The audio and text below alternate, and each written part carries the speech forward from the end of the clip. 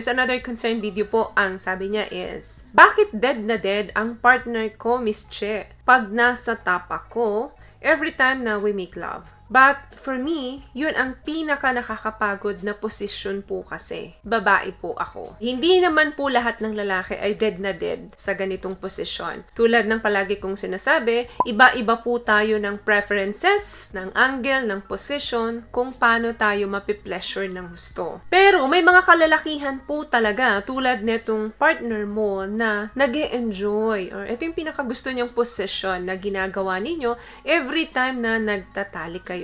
Dahil may mga dahilan siyang kinukonsider dito. Possible dyan is, number 1, he can just sit back and relax. Habang siya ay nakahiga, habang siya ay nagre-relax lang, ikaw naman yung panay ang trabaho. Kasi pag nasa top ka, very few lang yung kanyang responsibilities sa bed. Meaning, kahit na hindi niya gawin yung best niya sa'yo, mag-e-enjoy ka or makakatapos ka. Yun ang pakiramdam niya. Sabihin natin halimbawa, tipsy siya or pagod siya or tinatamad siya. So, yun naman yung way niya para naman kahit natamad siya, maka-pleasure pa rin siya. Pagka palagi siyang ganun, bigyan mo na lang siya ng snack at inumin habang ikaw ang nagtatrabaho para sa kanya. Since yun din naman ata yung gusto niya. Hindi, biro lang. Of course, dapat kausapin mo siya na hindi ka madalas nag-e-enjoy kapag ka ganun. So, better na mag-iba-iba kayo ng position para mas mahanap ninyo yung mas pleasurable na position para din sa'yo. Number 2, maaring kaya na gustong-gusto niya yung nasa top ka niya is meron siyang frontal view. He can get a frontal view with zero effort. So imagine, nakikita niya yung buong katawan mo, yung mukha mo, yung boobs mo, yung lahat ng sayo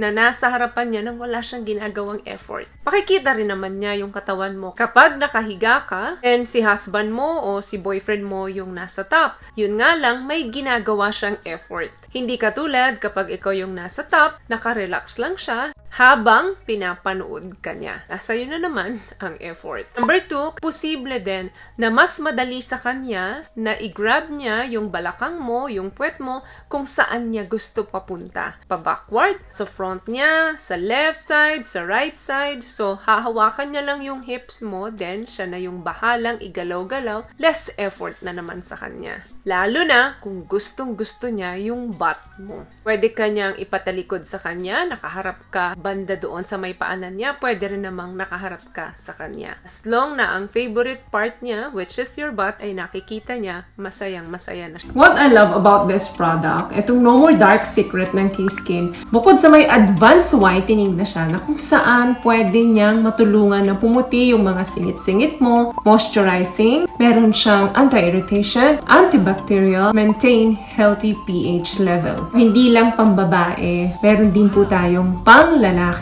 Another thing, mas madali din sa kanya kung nasa top ka niya, yung itaas at ibaba ka niya. Konting buhat lang, sa butt mo pataas, pababa, masasayahan siya. Lalo na kung hindi naman siya dominated sa'yo pagdating sa kama. Another thing, posible na yung angle na yun ay pinakamaganda at pinakakakaibang angle para sa kanya. Lahat tayo ay may iba-ibang ideal na angle pagdating sa kama para paano tayo makapag-penetrate. Yung nasa ibabaw ka, medyo unique na angle yan, lalo na kung naka-cowgirl position ka. So, nakadepende talaga kung ano yung ideal ng isang lalaki pagdating sa mga usapang anggulo. Another thing, pwede rin yung mas mabilis kanyang ma-reverse kung gusto niya ng front view or back view. Kung mas gusto niyang nakakita yung love handle mo, yung curve natin dito sa side, and then yung butt mo, yung hip mo, kung gusto niyang yun ang nakakita,